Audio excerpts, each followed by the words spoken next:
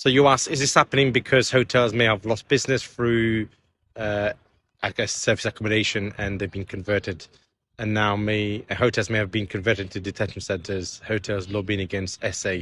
I think there's a big part of that. I mean, for a while now, a few years now, hotels business, as you can imagine, has been declining because somebody would rather rent an apartment for £100 rather than one room for £100. If you're a family of four, one apartment for 100 is cheaper than two rooms for four people. So yes, there is an element of hotels lobbying, especially you can imagine the big chains, Hilton, Marriott. You can imagine that is killing their business. The second part of it is to do with the amount of property available for rent currently. That's been declining over time for a couple of main reasons. One is the fact that Section 24 was introduced in 2017, which basically anybody who owned a property on their personal name cannot write off the full 100% of their interest only. That has become a very expensive way of owning property for buy-to-let, and almost 500,000 homes out of 2.5 million homes have been sold off. So that's the first thing, the reason why properties are not available. The second thing is a lot of properties have been bought,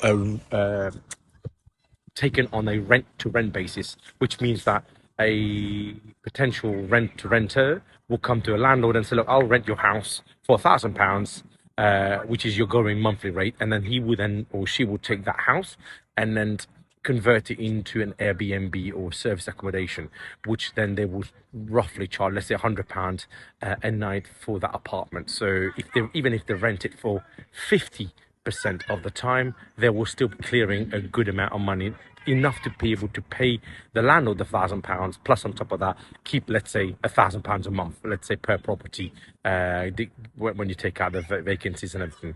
So that's to do with that basically reduced the amount of property available for long-term rent for people who live in this country. And that's the second reason why the government is intervening here, because property prices have shot up, rent have shot up because the demand is high, but the supply of these properties, as I've said, have been declining because of service accommodation as well as Section 24 landlords exiting.